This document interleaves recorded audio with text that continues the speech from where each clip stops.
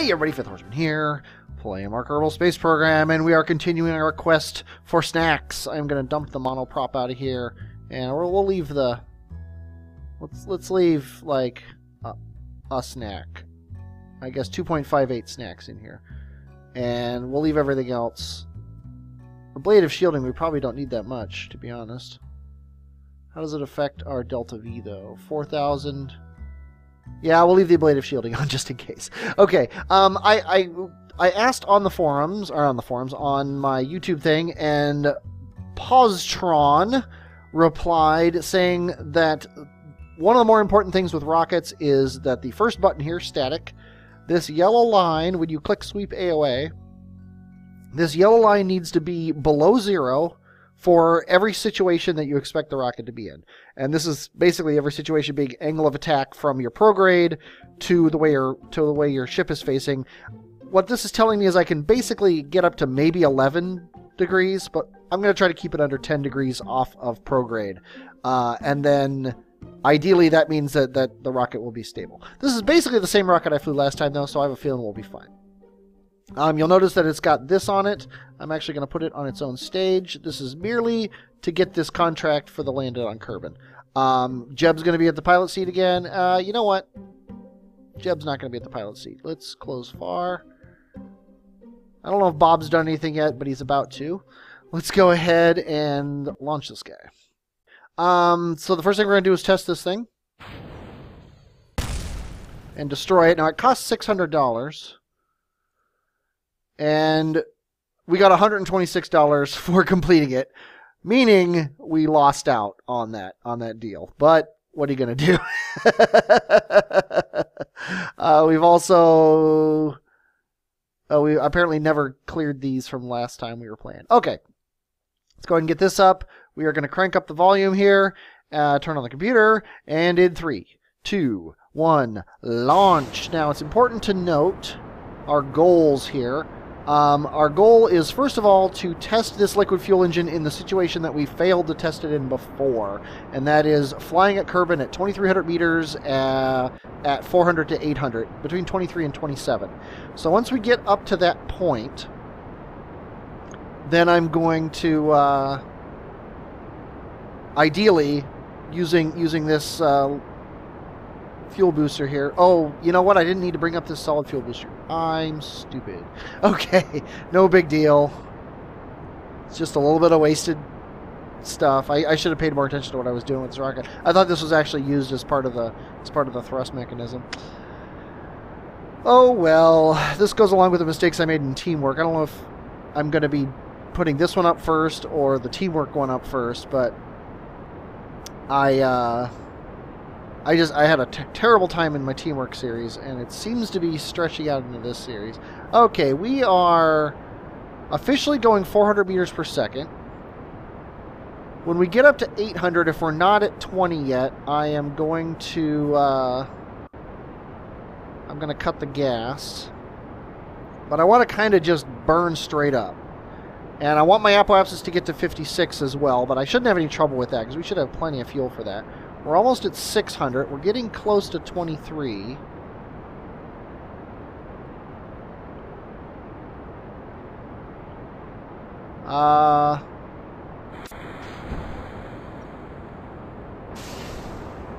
Okay.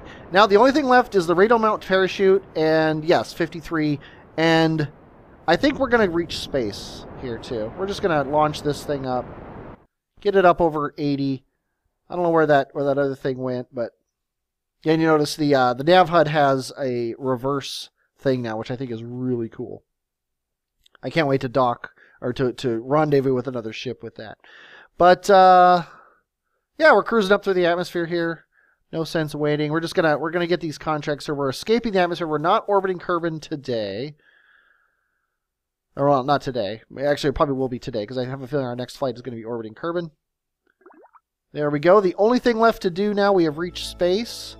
I guess we can do our EVA. Let's see what debris refund has done for us here. Apparently I gotta close things. You know what? We're gonna worry about that later. I'm gonna open the gear. We need to be very low, but going very slow when we do this radial mount parachute, which isn't even on the frickin' ship. I am horrible at this game. I don't know why you guys watch me. Probably to see me fail. I'm going to slow us down a lot with the thrusters here so that the chute doesn't screw up. I can't believe I didn't bring a radial mount parachute to test whether or not a radial mount parachute would work. For some reason, I thought it was the top parachute. I need to read the contracts better. Okay, but we got some contracts done. Let's go ahead and back out here. Let's see what other contracts we've got. None are available. We have 2 active contracts and no available contracts, which is kind of crazy. I was kind of expecting... I was kind of expecting to have some more contracts given to us. I guess we have to reach orbit before they're going to give us some contracts, so I guess let's do that. What is this here? We recovered 35% of our ship. Probably not worth it. We got that much money for that, and that much money for that, and that much money for that. So now we need a ship that reaches orbit and tests radial parachutes. We do have 33.9 science available to us. Now we need 45 to research these. And I almost want to just do it. We're going to have some fairings, which is going to be nice. And we got procedural fairings too, which will be nice. The actual radial decouplers would be nice as well. These cost 20 and 18, so I can get one of these if I want it. More rockets wouldn't be bad. Sepratron, not really useful. Solid fuel booster, bigger one. Not hip on it. KW Rocketry, I want to toy with their stuff, but not at the expense of doing stuff. Honestly, I think we would be better off holding on to this so we could unlock something from this node here, like more science or batteries or things like that. And I need to figure out how to the whole remote tech thing, because I'm going to be launching the remote tech satellites eventually. Okay, we've got the Orbiter 1, and I don't know if this is actually going to make orbit. That's why Jeb is going to be in the command seat. It does have 2 goos. We are going to try to take these up and do science. Ideally, it will come down. If the engine burns out, great. If not, we can always decouple it from here once we've reached through the atmospheric efficiencies problems. Ideally, this parachute will slow us down enough so that when we pull the radials, we'll be going slow enough.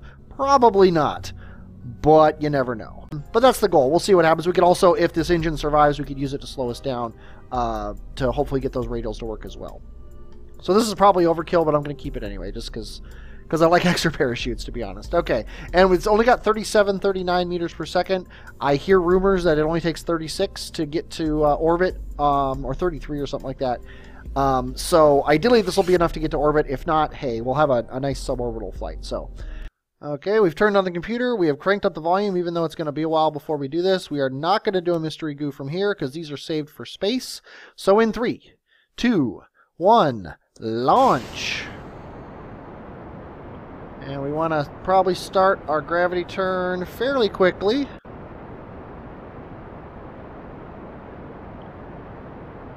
It's feeling pretty stable. I didn't check those graphs like I should have. Oh well. But we are cruising over here. I still don't know what a good angle of attack is. Hopefully debris refund will refund me those. We are going crazy now. We're going very fast. We are not quite losing control, but it's close. Close enough that I'm terrified. G-forces are high, but not too high. Apoapsis also is not too high. Okay, I just kicked that away, and we have lost control of the plane. Try to get us back around this way. There we go. Okay. That might be a problem that we'll have to solve in future flights here. We are out of the thickest part of the atmosphere. I'm watching my apoapsis. I obviously need to do a more aggressive gravity turn.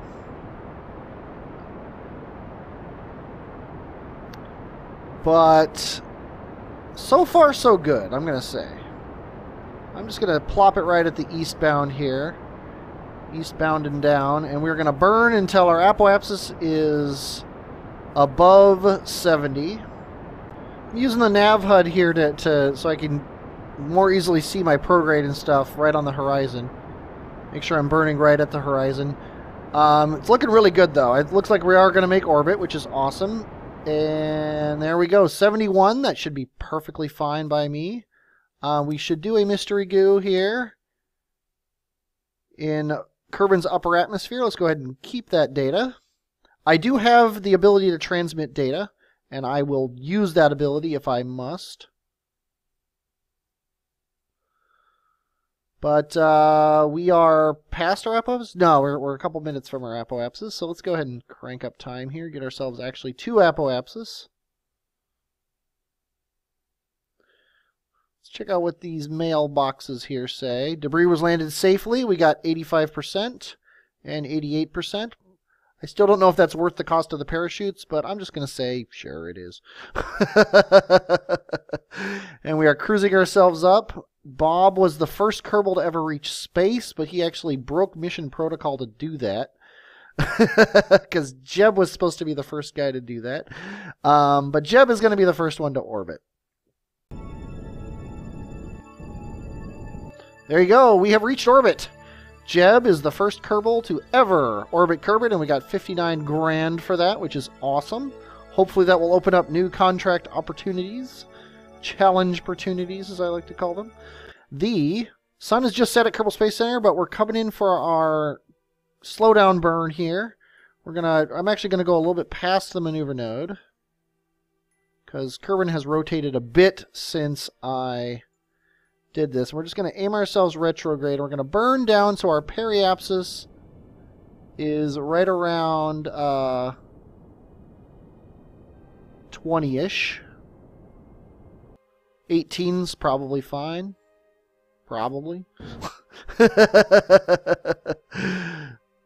Jeb seems confident that 18 is fine. We are going crazy here. Let's get out of chase mode. How about free mode? Does that work for me? Yeah, that works. Okay, we're basically... Oh, let's see. If I flip this around, then this is backwards, but this is right.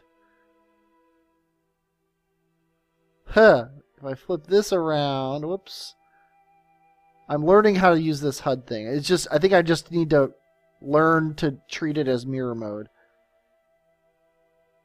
That's crazy. Okay, let's bring up this here. Now we still got this radial contract, or the radial contract, radial parachute contract. So ideally, we are going to, okay, we are going to deploy this thing at, what does this thing say? 14.9. We are actually going to deploy this thing at 10,000 meters. The idea being that it will help slow us down as much as possible before I trigger these things. And hopefully we'll get down to 150 before we get under 6,000. Probably won't happen. This is the continent that has Kerbal Space Center on it, and we're obviously not slowing down enough. We're not even feeling a G of deceleration, but oh well. The only thing that really is going to affect is how much money we get back, and right now money's not a concern. Yeah, the parachute is armed. I'm not 100% sure what that means, but I think it means if we toggle the info here at 2,500 meters, or 25,000 meters, this thing should deploy. I think. We'll find out when we get down there. Yeah, we are way overshooting. We're overshooting the entire thing, but oh well, we might land in that where the Nile River is on that thing. I'm going to turn up the ambient just a little bit to make things better for you at home. And I'm terrified to turn off the SAS, to be honest. I'm just going to manually do this. Somebody tell me if I should turn off SAS or if I should leave it on to keep my going here. Okay, the parachute should go any second now. There it goes. Ideally, it's not going to burn up. Although really, in all honesty, it should. The slowing down is significant, and I'm actually liking it a lot. I'm worried what's going to happen to Jeb when this thing fully goes. But I think we can ditch the heat shield. Which is this. Yeah, because we've taken all that stuff. I would kind of like to keep it, but I would rather get that experiment done. 50 to 150. What speed are we going? Yeah, you know what? I'm going to crank the engine up. See if we can get down to 150.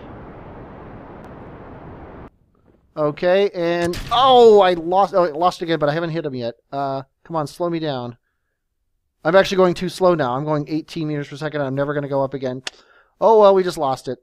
We still haven't gotten the radial mount parachute mission, and... there go our parachutes. Oh, well.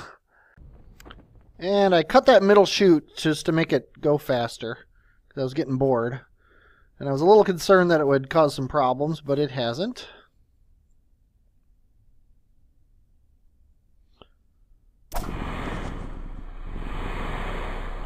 Nicely done. We're at $193,000. We got 78 signs, which is a ton for my game. Total reputation is looking good. Let's go ahead and see what kind of contracts we got. Let's see. Explore the moon. We're just going to accept that. Science data from space around Kerbin. We're just going to accept that. And rescue Edok Kerbin from Kerbin. Well, this is the only way I'm going to get new Kerbals, I've decided. So I am going to check out his thing here. It doesn't actually say where he is. And then these are our contracts. I think I'm just going to fly a special flight just to do this radial parachute, because I don't think I'm ever going to get it. So let's go ahead and just do that, and then we'll go up and we'll save Edok here. But first, let's check out our science. I held back because I wanted to get batteries and this other science thing to increase the amount of science I got. But we've also got probe cores, which are going to be critically important. A bunch of plane parts. Yeah, I'm going to have to look up how remote tech works. We'll worry about that later. We're not at the stage yet where I want to be launching these satellites. But I think batteries would be nice, but I don't really feel like I need them yet, to be honest. But I think I'm going to go for the science. Let's go ahead and take it. Okay, we're back on the launch pad. Bill is at the controls. We did get a second contract that I figured I would try to get. We've got basically 2 parachute contracts. If you look at them here, we have the radial ones, which are on the bottom stage here. We need to get up to 6 kilometers, going less than 150 meters per second, and then we're going to stage this to drop this off, and then we're going to throttle this guy up, and at 8,000 meters, we need to be going 220, which should be pretty darn easy to do. So in 3, 2, 1, Bill is going to launch. And we basically want to get this thing up to 150 and then throttle down so that we're going under 150 when we get up to 6 kilometers. And then what I'm going to do is I'm going to hit X space. When we get to 6,000 kilometers, I'm going to hit X and then space and then throttle up. X space, throttle up. We're going to get up to 72, or 79, I'm sorry, and then 220. I'm actually getting a little afraid that by the time we get to 14.4, we won't get up to 220, but we're getting pretty close. Just hit the parachute to get the contract, and now we're going to thrust straight down. Just slow ourselves down because we don't want to go too far away. There's no reason to. And now let's let the parachute do its work. And it looks like we are aerodynamically stable like this, so we're just going to do this. Okay, and the craft is being crazy. But okay, well, we got both contracts, which is what we wanted. This debris landed. We got 35% recover. So obviously, that's not enough. 2 parachutes isn't enough for that. So let's go ahead and delete that. It looks like we're coming straight back down on Kerbal Space Center, which is fine by me, really. Let's actually try to aim ourselves, just for funsies. I'm trying to get my prograde vector going towards this launch pad here. If I was smart, I would aim for the runway.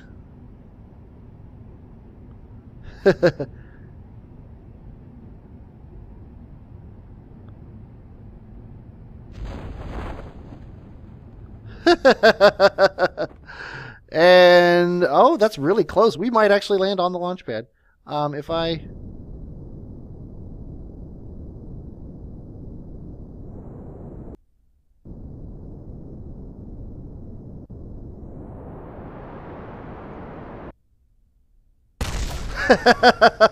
Technically on the launch pad, and we lost an engine to do it, but that was fun. Okay, let's go ahead and recover.